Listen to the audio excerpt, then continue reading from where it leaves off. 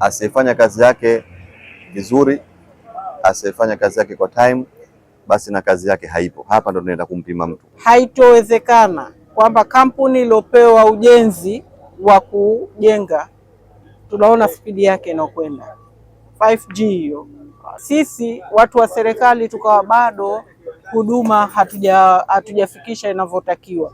Kwa hivyo sasa hivi tufie site.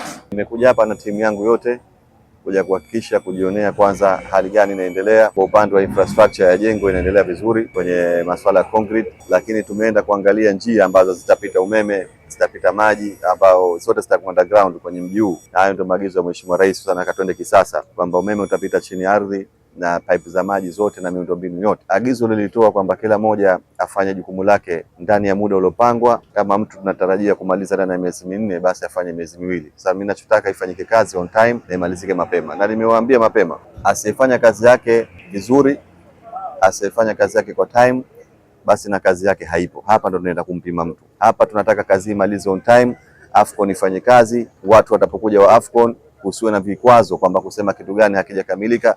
Kwa upande wangu kwenye masuala ya infrastructure zote nitahakikisha kwamba zote zinamaliza on time na nitawasimamia vya kutosha. Haitowezekana kwamba kampuni iliyopewa ujenzi wa kujenga, tunaona spidi yake inakwenda 5G hiyo na zaidi, sisi watu wa serikali tukawa bado huduma hatujafikisha inavyotakiwa.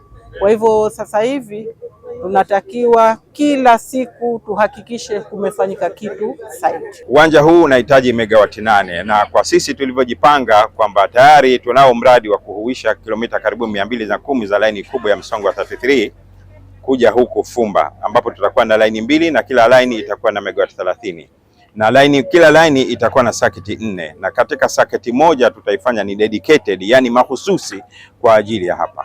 Inapokuja Afcon, manake Zanzibar tunakwenda kuiplace katika map ya dunia kwamba ni sehemu ambayo watu wanacheza mpira. Kuwepo kunako map ya dunia kwamba anazungumza Zanzibar kwamba miongoni mwa sehemu ambapo itachezwa Afcon nao ni Zanzibar, manake ni jambo moja zuri sana ambalo watu wanaweza kuchukua hiyo platform kwa ajili ya kuweza kufanyia kazi, kwa sababu itakuwa inatambulikana sa dunia nzima, Afrika nzima, watu wote manake watakuwa wanajua kwamba kuna nchi inaitwa Zanzibar, ina stadium ya kisasa. Tulifanya kikao kule Kampala cha CAF pamoja na nchi waandaji, na kwa bahati tulishiriki kule katika kikamilifu kutokea Zanzibar, na kubwa liloamuliwa ni kwamba kwa sasa tuanze matayarisho yaendelee, kwa sababu tulianza zamani, lakini kalenda imetoka ya matayarisho haya, ikiwa ziara zile zao za kuja kukagua na za kuona progress inaendelea.